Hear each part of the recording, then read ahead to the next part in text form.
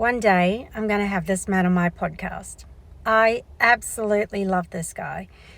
Not only is he a lawyer, but he was a lawyer for the people, not for corporations. He took it head on and he went against his family. Welcome to the Black Sheep Club. That's what I say. You always have to have that one person that breaks away and changes the narrative. And he did that with his family. Secondly, I no longer donate to research and telethon anymore. I've stopped doing it. I stopped doing it years ago. So long that I cannot remember. Because if people really wanted to find a cure for cancer and so forth, they would have found that 25 years ago. But people behind the science of telethon, the people behind the science of cancer research, are the same people called the pharmaceutical companies, corporations, except they use your emotional attachments to things in hope. Hope is the biggest thing that brings people together, but it also is the biggest thing that will divide and conquer people, because people are looking for a solution. But the pharmaceutical companies, they'll make sure that you don't find that solution. So when you're paying money, your house, and you're leaving your estate to these trust funds and cancer research, what you're doing is you're donating your life back to pharmaceutical companies. Yep, that's what you're doing. And sometimes you have to say it out loud for other people to really grasp the idea that that's what they're doing. But if they really wanted to cure cancer, they would have done it 20 years ago. But there's no money to be made in curing devastating cancers, is there? So the next time you put your hand in your pocket, remember where that money is going, because research already tells us that nearly 70% of the money donated goes on building and administration. And the rest, well, it's nothing to sniffle at. It's a lot of money, but it doesn't actually get to the patients or to the research lab.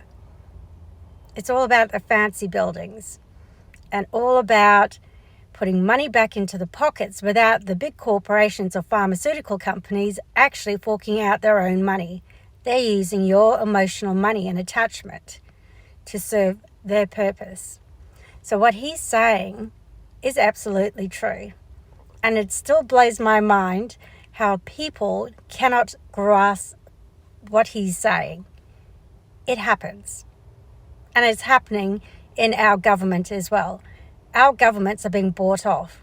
Do you know that the average public servant isn't allowed to take a gift, but the Prime Minister can?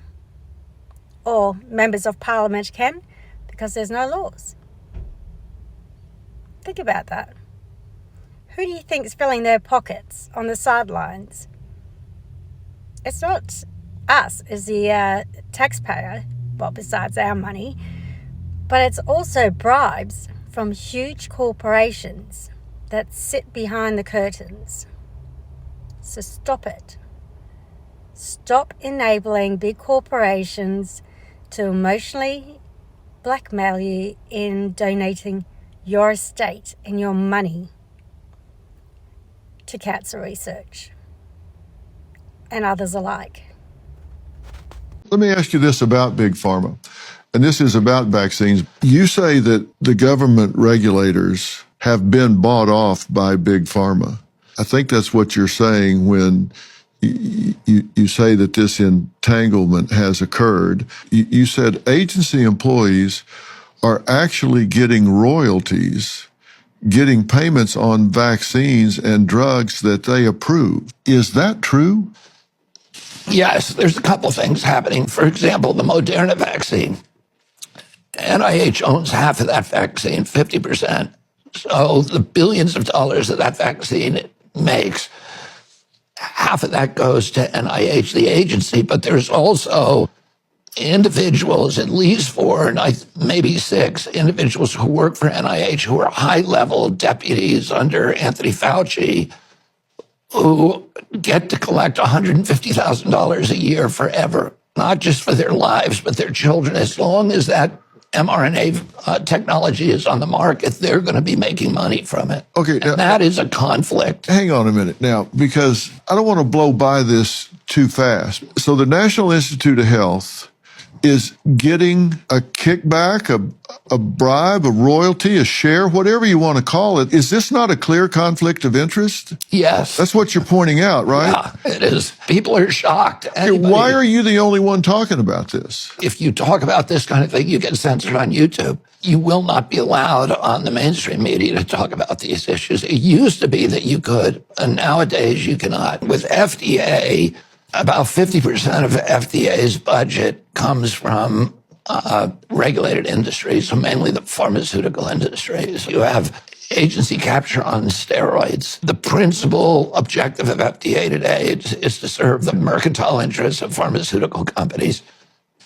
And that's why you see FDA not only approving all of these drugs that shouldn't be approved, but they also are, out to destroy things that are actually shown to be good for you, that do not make profits for the pharmaceutical companies.